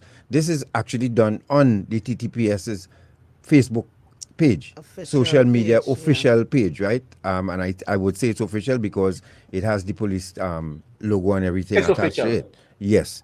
So this is happening. I Mr. don't know. Filbert? I have seen that. I've seen persons who, as a matter of fact, on the particular program where people are wanted, I see the host of the program puts up people's faces and so on. Now, I don't know what is their policy. I'm talking about what I believe is right, but I don't know what their policy is. If it's to frighten the person that they come in or ask other people if they see, they know those persons to come in. If it is that those persons are yet to be properly identified for the purpose of evidence, I think that is dangerous. And the other part I'm thinking as well is that what if and it has happened? What if that's not me? What if you have the wrong photograph? What if you are saying about me is wrong? I think a lot of care has to be taken if you are going to embark on that. But I would lean on the side of caution, where you see people who are charged and appear before the open court, and you see them in the media. But the thing about it is, whilst they are doing that, I can guarantee that when police officers have their day in court, sometimes, I don't know, I'm seeing it now, bold, they have showing pictures now, but in the past, and not too far back, they would get towels and cover their faces. So you don't want the public to see the police officers, your badge, but you're eager to show people's faces. I am also, I'm not sure what their policies, perhaps Mr. Archie will tell us their policy, but I think it is not quite understandable that you suspect me and you put me up my face up on the papers, or put it on, say, social media and say, this man is wanted for X, Y, Z, P, and Q, and you have not concluded to reach to a point where I am somebody who is convicted or somebody who's actually facing the court in the open. Once I'm in the open facing the court, and we have seen it for years, the media shows people who have attended court, some hide their faces and so on. So that part of it, I think I would want to hear the policy that drives that kind of thing, because I'm not sitting lightly with that at all, because I know that people's faces have been put up and they have had to apologize to them, and some people may have gone to the courts and have gotten redress in those situations. Right. Now, gentlemen, before you go on, Mr. Filbert, hold on, Mr. Heath, 1 second. Mr. Filbert, as we have you here speaking, as you have the floor, let's look at the one-door policy now. I don't know who came up with it. Mr. Heath, I introduced that to the police right. service. So here it is. I did introduce that. No, right, good. Now let's look at this now. This situation that happened here, and this has to do with customer service, something I know has been bothering the police service for quite a while, and they intend to deal with it. Listen to this quickly before we go to that warm-hearted video. Farmer hogtied, beaten with a stainless steel pot, sprayed with insecticide, and set on fire for $5,500 and a gold chain. And the guy said, Lord, they beat me with the pot until the rivets that hold in the handle get slack. Now, here's what happened. This is what 69-year-old livestock farmer Wayne Bowen endured 2 Thursdays ago when 3 bandits invaded his Kumoto Road Wallerfield home, demanding cash and valuables. To ensure the intruders, one of whom was armed with a gun, did not assault or kill his wife, Bowen said he had to put up a fight that almost cost him his life. Still traumatized and shaken by the near-death experience, Bowen said, what is happening in the farming community of Wallerfield is not predial larceny, it is robbery with violence. We are under siege and by criminal elements, right? Now, Bowen's first encounter with the bandits took place on April 22nd when he was awakened by a noise outside. He went outside, armed thieves went to the back, they tried smashing the gate and all of that. In the meantime, his frantic 65-year-old wife, Maria, telephoned E911. E999, but they say E911 here, for the help. But the officer who took the call, after asking Bowen several questions, told him he did not need assistance and hung up the phone. What? And these bandits stayed there until daylight, terrorizing and traumatizing this couple. The guy said one time he had to crawl to his wife and comfort her because he thought they were both going to die. And the police just hung up on them, Mr. Filbert. Just last week, we heard where one citizen went to make a report at one station and they sent them to another station. We're not taking that report here. Over to you, sir. Yeah, that situation, that narrative you just gave there, it's, I don't know, I'm trying to find words to describe, but I'll tell you how the Wonder policy came up. Among other incidents, there was an incident somewhere in Monrepo, San Fernando, some years ago, where there was a woman in a house who was blind, and there was another woman who was assisting her. She was a caretaker. Sometime during the night, somebody was trying to break into the house, and these two women were very, very terrified. They called either Marbella Police Station or Monroe Police Station and described just how that situation is described there. And the police officer told them, you're calling the wrong station. Call so-and-so. That call never occurred. And one of the ladies, one of them was murdered in that house when the bandit said that. I don't know that inquiry, the technology to assist did not happen in those at that time, and nobody could find out which was the station that they called. And a proper investigation carried us to the point that said we need to deal with this situation because we were hearing it all the time. And I'll tell you of a situation where a man was in his field and he attended to his cows, and he was about 200 or 300 yards away when he saw a truck pull up, took one of his cows, put it on the truck and was driving off. He managed to get in out of the truck. And he called the station and said, look, I'm in so-and-so place. And they tell him, come to the station. Oh, God. Yeah, they tell him, come to the station. All those situations are things that happen and things that you want. You know, we are talking about 2022, right? We are talking about things that keep happening. And I made the point last week, before my time, during my time, and it's still going on. It has to stop. You know? So the question of saying, well, when you was there, yeah, I was there. And I am not saying that when I was there, things didn't happen, but there was a struggle. And that's why these policies came up. The policy of the receipt in the station, so that people were going to the station, and then you were here. And he didn't come because nobody wrote anything in the diary. So we say, you know what? Provide a receipt. And these things need to be marshaled. It's not just to be left there, you know, and that's why we put senior people in the charge room, and they call it the reception area now, to make sure these things happen. So this telephone call that came in, I'll tell you, you know, there was a time if you sat in the charge room and you took a call, the sergeant said, who called it? What they tell you? Where you put on in the telephone message book? You have problems, you know. You have serious problems. Because the telephone message book, I don't know what they use now, was to record reports that would come in, and therefore the person in the charge room is. That's why you don't leave people to make their own decision, and that's a horrible decision that was made. You can imagine that. That's why I told you about the Batman and the Spider-Man thing. That's what the police are. That's who they are. Yeah, and in Gotham, you want Batman. And how you want people now, you know, these two citizens especially to feel about police after that incident, you know, to know that both of them nearly died. Not only that, people tell you that they're not going to call the police. Of course. They're not going to call them. So and their situation, people say, I ain't calling the police, you know, because they say, why ain't calling them? They may come, you know, and those are things that you need to treat with. So that situation that occurred, I believe they have enough technology to find out who received the call, you know, who was there, who received the call, what station it went to, what the time. There's enough technology to indicate that, and most likely that person might have called from the cell phone.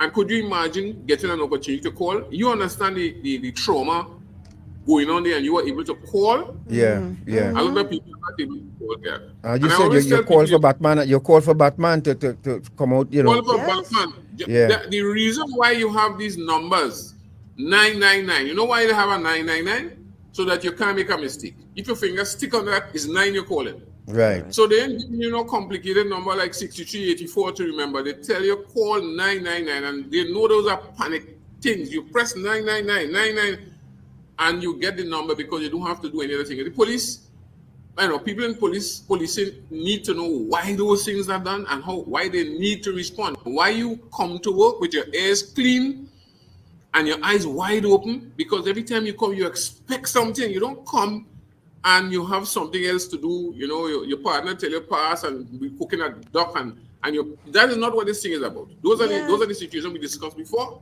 and that's a horrible situation, Gad. And the question of the one-door policy, it has failed there, because the minute you get that call, don't ask them where they are. Don't ask them what division they're in. You get a call, the man is calling from Cedros, you in Toko. That's the number he managed to get. Don't tell him go to Cedros station or call point 14. You deal with that. The point is he has reached you. He has reached the police service, and you need to get up and move one time with it. Yes. And is it possible, as we discussing, what happens in a police station, and don't we have the ability now to record everything that happens in a police station? Cameras, you record every call that comes in and goes out, so that those can be reviewed for service, for customer service and in service training too. So even that situation that is recorded with the corporal behaving in that manner, I would think that I have gone to police station, I've seen a whole lot of cameras up. I don't know if they're working. But if that is so, that is to deal with those particulars. Those are things to deal with that situation. Correct. That you know. And I think anybody who wants to behave crazy in the open, in public view, has to be stupid. Because everybody has a camera, and cameras are fitted all over the place. You know, so when you're bold-faced enough to behave like that, that means you're uncontrollable, and you're very, very obscene or whatever it is. You cannot think. Gentlemen, I hope I know there are a number of people. It also means that the people are aware of the fact that no action is taken or will be taken or has been taken. Yes. I would like to know the level of disciplinary cases and action taken in cases of malfeasance by police officers, and what, if any, action been taken. Let me tell you why. It becomes very important later on, because some of these people are going to become senior officers in the job, and even aspire to become commissioner of police. Correct. Okay. For example, you have a person have been charged for serious disciplinary offenses and convicted for cases that it might be possible that they should have been or could have been or might have been dismissed, but they're convicted. And then what happens if that person's name appears on the commissioner of police or deputy commissioner of police list and goes further than some other people? The question I would ask the police service and the service commission: was any review or any analysis done of that person's behavior, and you made an informed decision to let it go? Was there rehabilitation? Is there a 7-year rule like they do with criminals, where your past gets wiped off? All of these things are important. And Mr. Filbert made the point earlier, where officers might go to court and bring the service into disrepute. Yep. Are these things not looked at when these people are being elevated? Gentlemen, do we just say not convicted, so they're not guilty? Is that what it is? Gentlemen, you're almost pushing us for past 3 years, but let's warm your hearts a little bit. Let's warm the hearts of the viewers a little bit this morning, and we'll describe to the listeners what we're showing. Short man, let's go to that officer who prevented that young lady from, because these are two, and then we'll go with the serving the warrant and stopping a vehicle. Very short videos, yes, but let's go to it. I want to commend this officer, the two officers, as a matter of fact, who responded immediately when they were alerted by citizens what was about to happen, and this is how they dealt with it. Short man? B.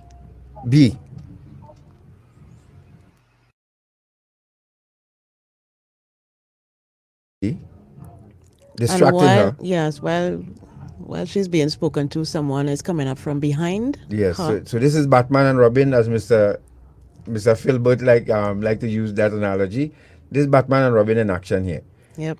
He's sneaking up behind her, and snatch and put her over the I really want to commend these officers. It's very, very You know, efficient. yes, with all that happening in our country and the negative stuff, yeah, you know, that they were able to avert this. I don't know what this lady was doing. And I trying to heard do. some people were on the ground, civilians, telling her to jump.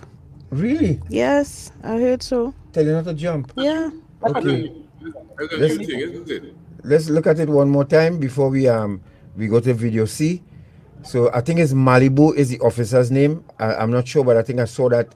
But we want to commend them for doing this, and this is what citizens, you know, this is the protect and serve we're talking about. Correct. Here, you know, and he just grabbed her nice and tight and pull her over and saved her life. Yep. I don't know what.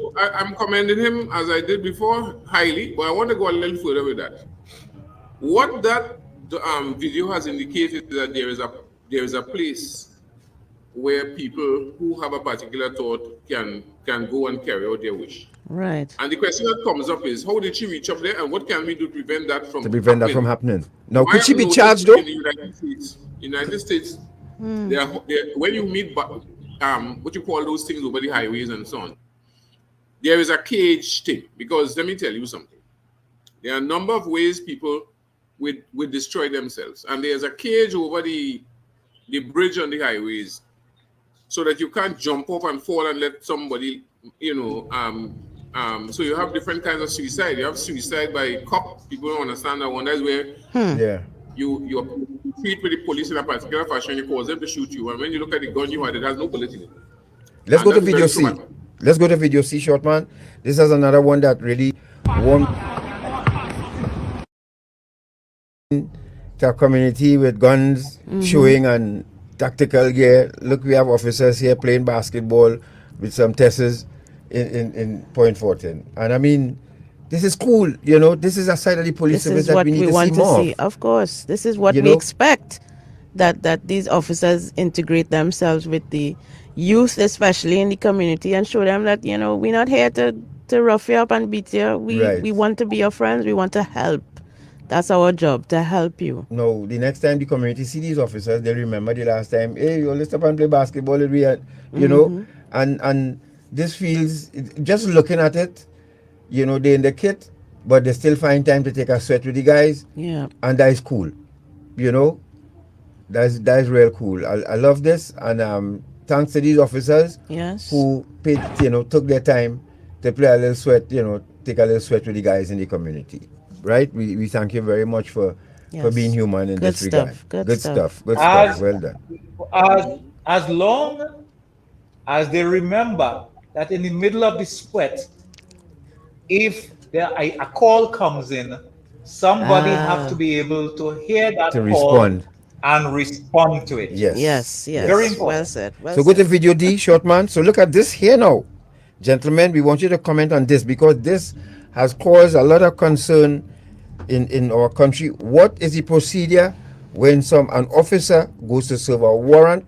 Should I see this warrant? Should I get a copy of his warrant? Should I be able to read this warrant? And how should they interact with the people who are related to the person to whom the warrant is being served? Let's go short, man. All of these things. Yes.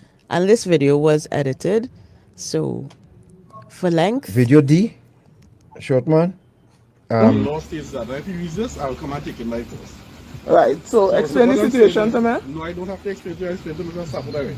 You are Mr. Stafford? I am Mrs. Stafford, his wife. So let Mr. Stafford explain to you what I just spoke to him and told you. Right, close, so right? Now I'm asking the question, where's the warrant? And you said to me... I don't have to respond to Mr. Stafford. Why you don't have to respond to me? I don't have to have the warrant in my possession. Right. So if you want to play that way, you come in and we go take it.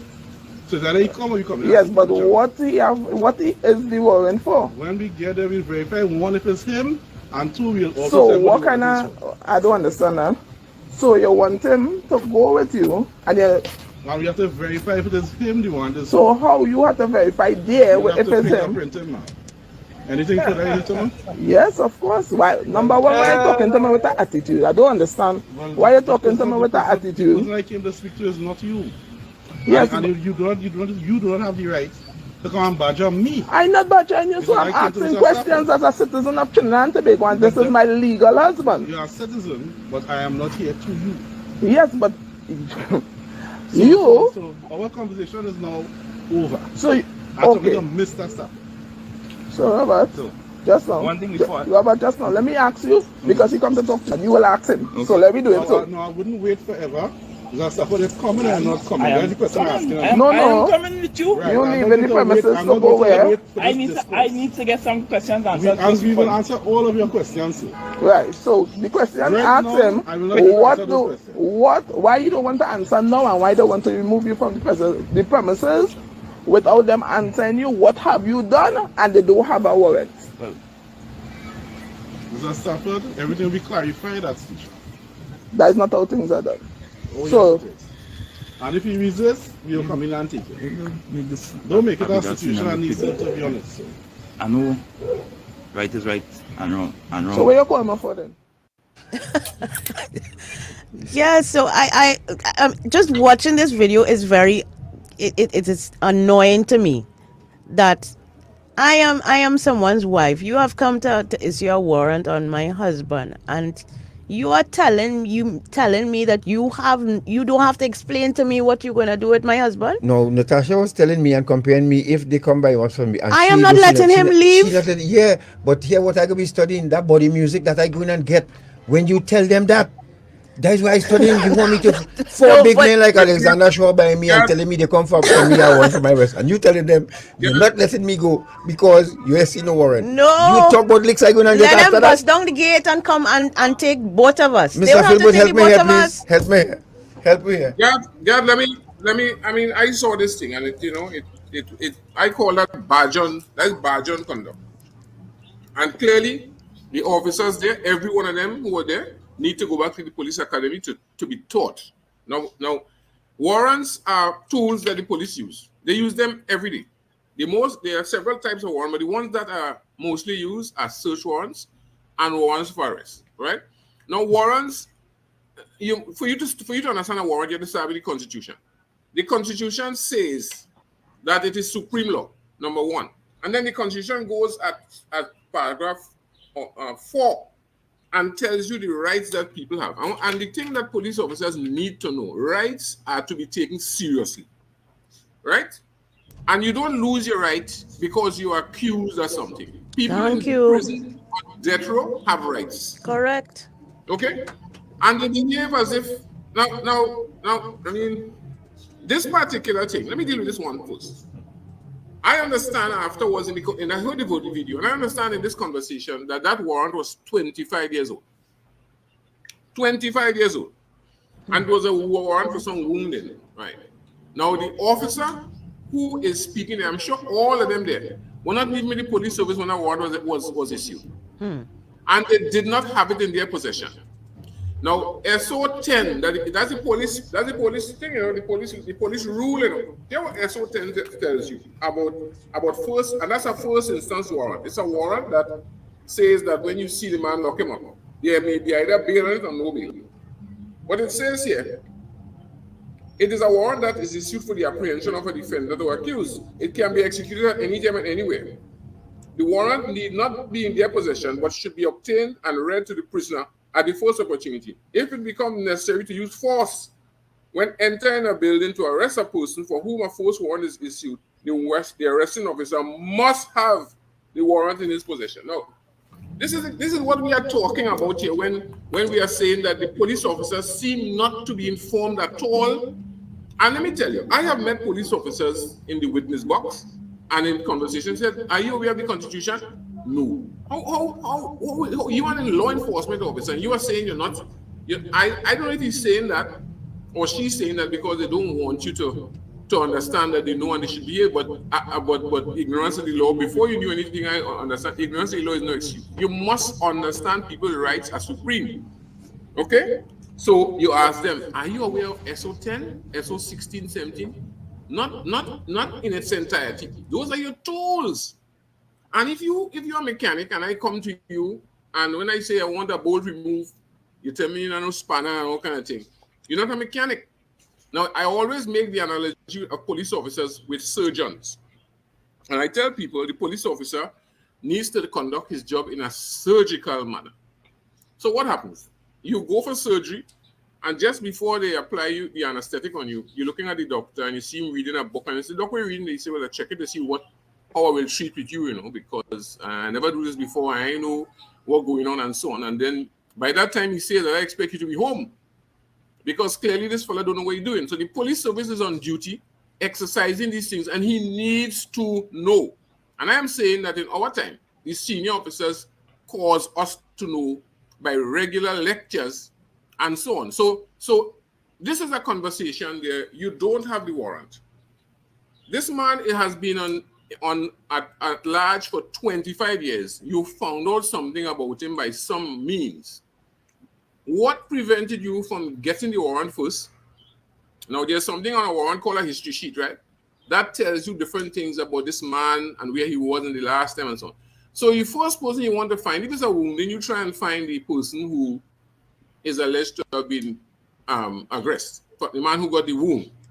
And he will give you information about this man, and be sure that when you go for this man, that is the man, because we have had incidents before where police have gone and lock up people on warrant and it's not them, and they have to pay the state. So this woman who has a right to ask about this, because her husband maybe he's not all put together at the time, maybe he's in fear, and she's the first person the law allows to represent him, because it tells you to have representation by an attorney, relative, or friend. Correct. And she is there you go. Right, but police now, what happens now? Police will finish you off, finish off the friend, finish off the relative. Yeah, I will tell you something. I'm of the disposition that this will only change if you stand up, and people need to know you stood up rather than you just allow them to take you, because you hear the language. If you there's Bajan language, if you come, and you don't have the warrant, so according to SO10, which is guides them, which he's not aware of, you need, if you want to break down the house, you have to get the warrant. You can't walk in there. Now let me tell you, I have had some wonderful time executing warrants here. And I recall there was an instance where we used to have a particular fete every All Year's night in a place called Forest Reserve. And I would go there with my wife, and we'd have, and then this occasion I had a friend from Washington and a brother who didn't come for a long time. While we were in the dance, I saw a man who I had a warrant for. He had left the district and gone away, and it was about 4 to 5 years. And he's dancing and pretty dance and so on. And I just let go my wife and I started dance. And I said, "Boy, looking for you for 5 years." And that was the end of the dance for me. When I came back from the station, 5JUN22 station, the dance was over, and my relatives sit on a wall, and we did a parang after and finished it. But I knew the guy. It was my warrant. This case, these guys don't have any knowledge of how this thing happened. They just know there's a warrant for the man. And what is wrong? Tell the man, wife, "Ma'am, this is what we told your husband," and he can verify it and so on. And if he wishes to go with them, it's all right. But they are putting themselves at risk, not because I go with you, that you have not infringed my rights, because you ought to have taken care in telling me come with you, and so on. And the warrant was, when I go to the station, the warrant is not for you. But that kind of badge on talk, and then there's a part of it that isn't played where the woman steps out the yard, looking at her husband with the vehicle, and I feel like, "You're outside here with no mask, we go lock you up." That, looking for opportunity. Quickly, Mr. Head, hold your thought. Let me say this. Number one, he said that he needed to verify whether it was the man.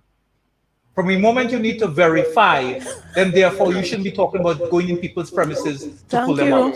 Right. Thank you. Number two, there's nothing wrong with explaining to the lady. It is part of customer service why you are there and what you're doing. And as Mr. Tilbert said, more importantly, you're not sure who it is. When I was a police officer many years ago, I discovered that I didn't know that this was possible, that there's another person in the country with my name. Right. And they had a warrant for him for child maintenance. But luckily the warrant man knew me, and he said, "When I know it wasn't you."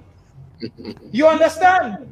So a police officer who didn't know might have come and jack me up and take me down to the station, and it's not me. If you know the warrant, and you're the person who had the warrant done, then you are on safer grounds.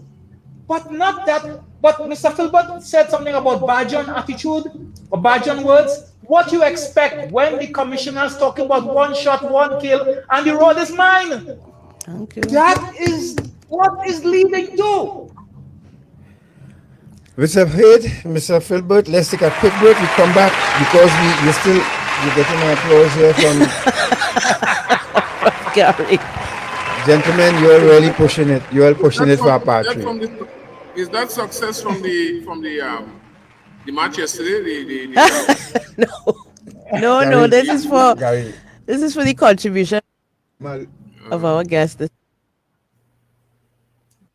All right, so let's take that quick break. We'll be back, gentlemen, because we have 2 more for you to comment on quickly. So let's take that break. We'll be right back. Stay right there. Put your hands them up. Don't let them drop, Lord. Well, let me tell you now, I come in the name of the law. So what I identify myself for? I have all rights to kick in your door and make your life face down on the floor. I could ransack your house without reason and without warrant. Confiscate all your valuables. I could do any damn thing I want. I could break these. Some of us like to play games of chance, but remember, gaming should be fun, so don't get carried away. Play for a prize, but don't pay the price. Play for fun, but never for keeps. Play smart, but never play all. Winning isn't everything.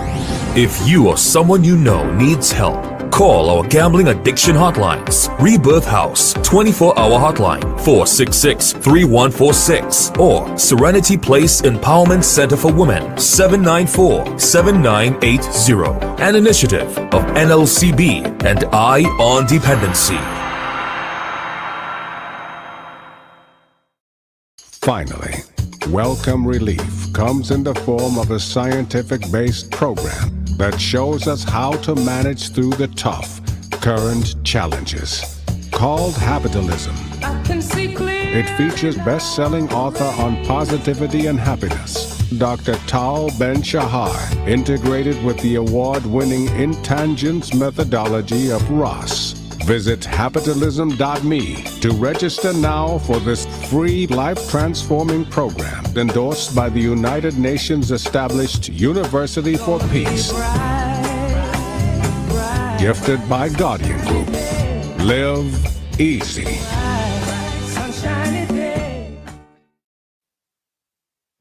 Put your hands them up. Don't let them drop, Lord. Well, let me tell you now, I come in the name of the law. So what I identify myself for? I have all rights to kick in your door and make your life face down on the floor. I could ransack your house without reason and without warrant. Confiscate all your valuables. I could do any damn thing I want. I could. Thank you for staying with us. We are just 15 minutes away from 12 noon, so we do have another video to share that we want to get Mr. Shaq, our guests' comments on. Gentlemen, when Mr. Shaq wrote this piece, this was about 3 or 4 years ago. No, more than that. And like you see, maybe 10 years, you know. This is how we treat Kaiso too. That you know, he said this wasn't a comical commentary. This was serious because this is what obtained. Correct. And you know, it just went over everybody, and then we move on to the next Calypso Fiesta. But go to video E, short man. Let's go to that one. This was another example of what happened with officers encountering civilians. Tell us who right or wrong here. You all be the judge. Rent your own vehicle. Yes. But explaining the situation here, is I rent your own vehicle, he paying down for it, and that's why he can't really remember the person name is. I just make the payments for him. Once he in control of something, he's supposed to know who is. Her name is Marcia Martin Lewis. Right? My dad tell him Marcia, I couldn't remember seeing him off and from head.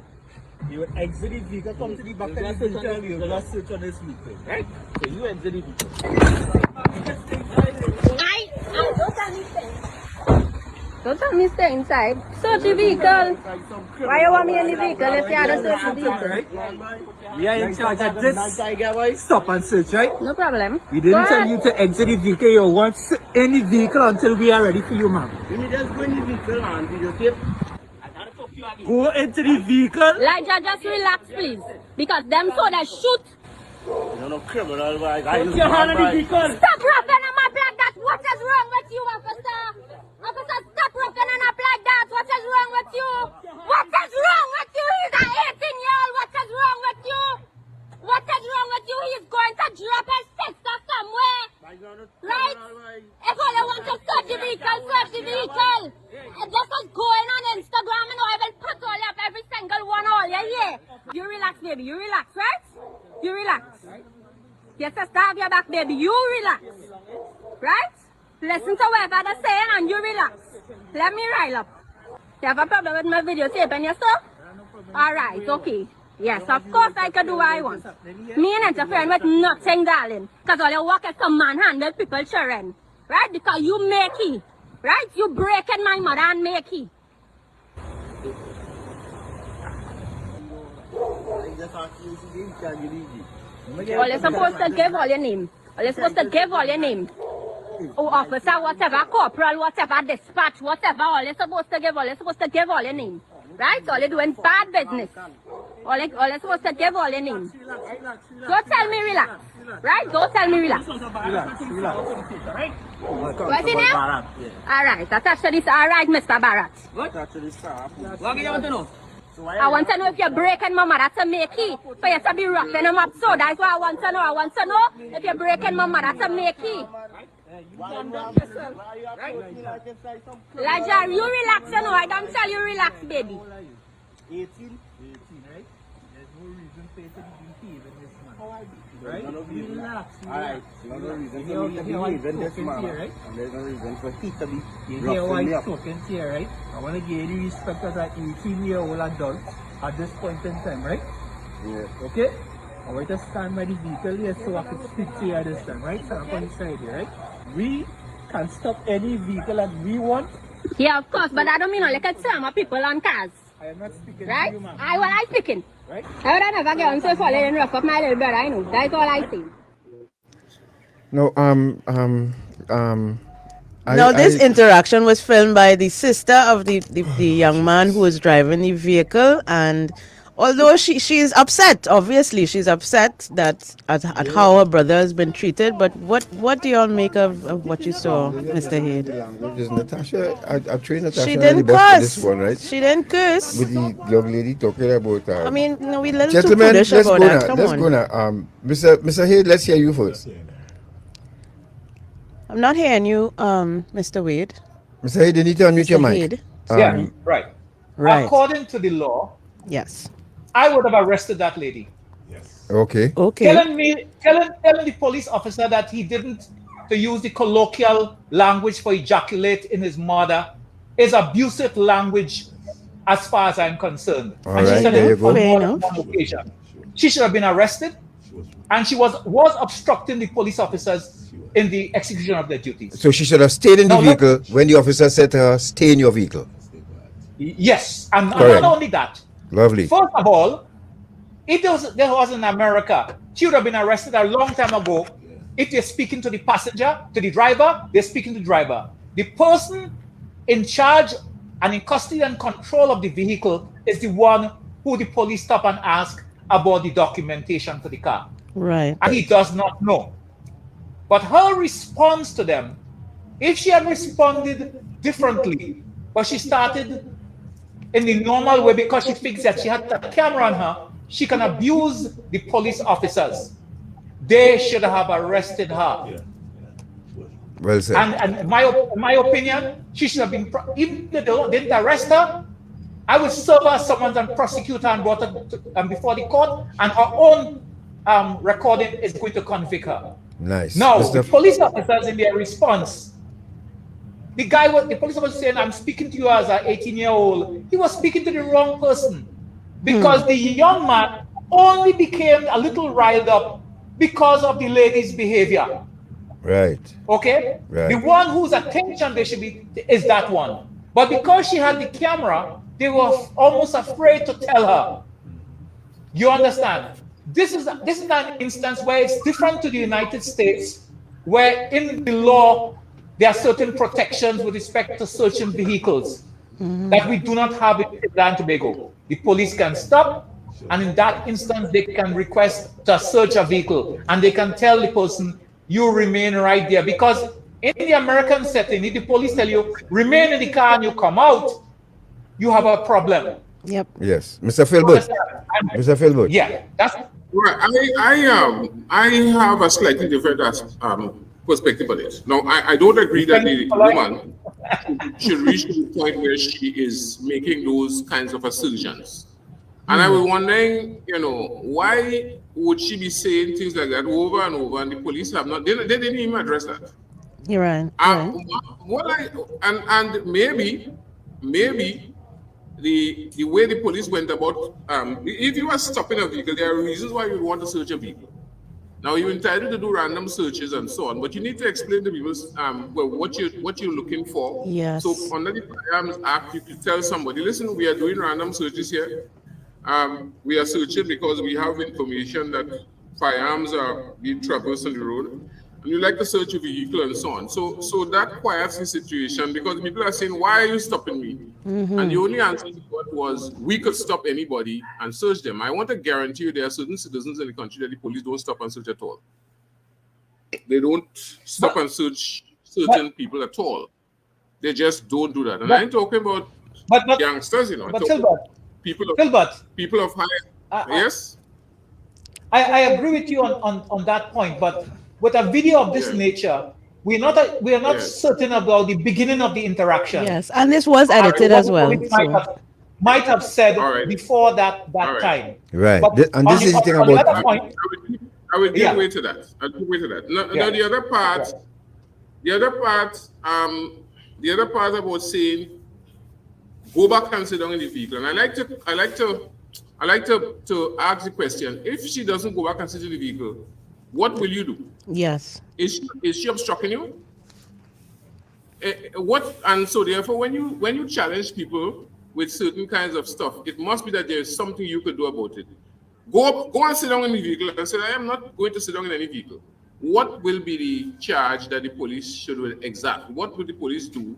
Is there a charge of failing to go and sit down, or what? What is it? Is it that you're obstructing them? If you're obstructing them, they can tell you, move aside. But I don't understand saying to people, go and sit in the vehicle, because I've heard a video where people are saying, you will do this and you will do that. Now, again, that's why I started with the Constitution. The Constitution guarantees people that they can do certain things, and therefore you have to be very careful what you're trying them to do or not to do. Gentlemen, video F, short man, let's go to this. Mr. Haid, again, both of you, we're making a case now for body cameras. Finally, we just have 5 minutes. Let's go to that quickly.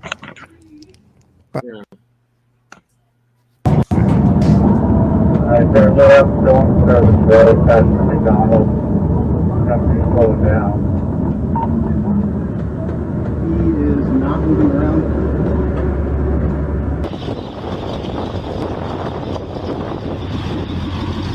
What's up, brother? Hey, how you doing? You in park? Is this your truck? How long you been having it? We just must warn you, this one has exchange of gunfire. Yes. Right? So the police have pulled aside a gentleman in his truck in a gas station, and they're interacting with him. But the body cameras are picking up everything. Yes. And you will decide if it's a justified shooting or not. Look at this. And also pay attention to what happens after. Is that an ankle monitor? Yes, sir. The shooting. GPS mom out on bond. What are you doing on your phone? I can show you some pictures of the truck. Of what? The vehicle when I first got it. Oh, don't worry about it, man. Let's get that ID.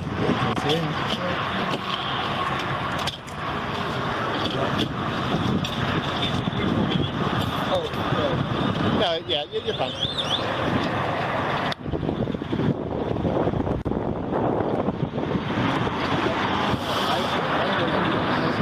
You don't have the ID on you? Here, why don't you do me a favor, take off your seatbelt and step out. Did you just hear me? Look at me. Take off your seatbelt.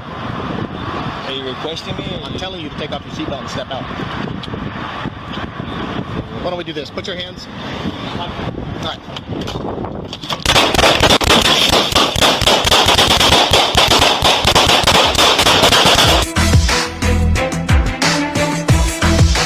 Gentlemen, we just have 3 minutes before the meeting is at 12. I am already seeing that we will have to do a party of this program. We also wrap up because this is a case here for body cameras.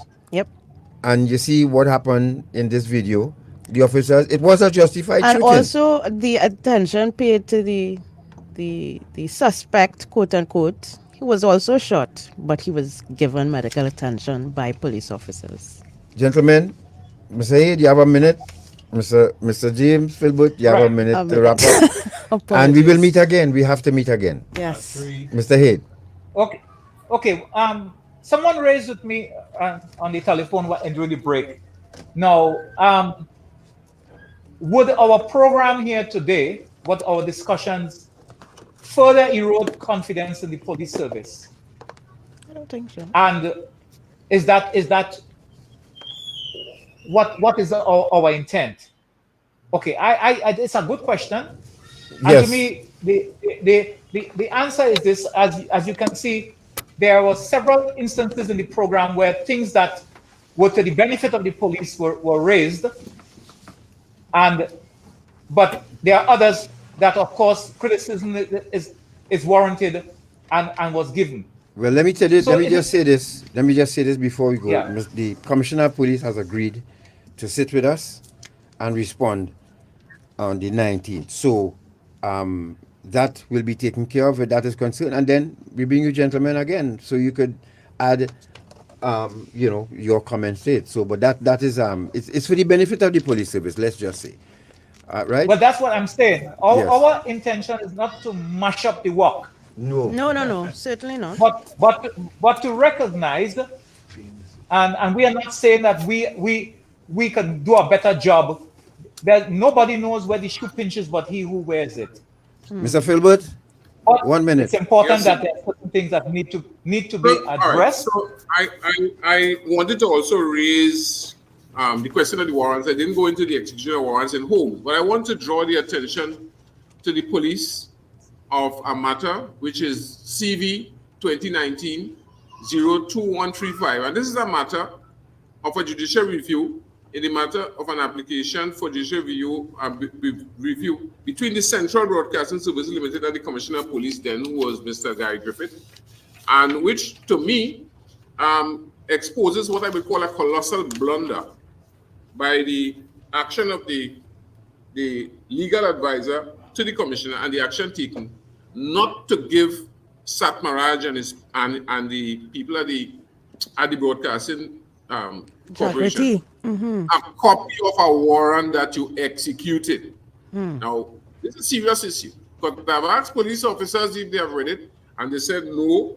And Justice Guru Singh has gone into great detail. It is a good lesson for them to pay attention to, because this issue here guides them on the viability of warrants, the history of warrants, and how warrants will be executed, and paying attention to people's rights as well. I think they should pay attention to that, because I've asked one or two police officers, said, no, we didn't know anything about that, but it is a yardstick, it is a measure point from whence you should travel in those things. I want to say Thank you very much, sir. Mr. Philbert, we have to go. It's 12 o'clock. We basically off the air now. Yes. We will continue the discussion. Gentlemen, so God much. bless you all. Thank you so much. We will talk after the program. We have major news at 12 with Ms. Janelle Wilson coming up next. But thank you so much once again. You've been very good as usual. Your audience enjoyed your candor this morning, and we will continue it. God's willing, all in the interest of our Trinidad and Tobago Police Thank you Service. very much. Thank you very much, Good gentlemen. afternoon. God bless. Good afternoon. Don't let them drop blood. Well, let me tell you now, I come in the name of the law. So what I identify myself for? I have all rights to kick in your door and make your life face down on the floor.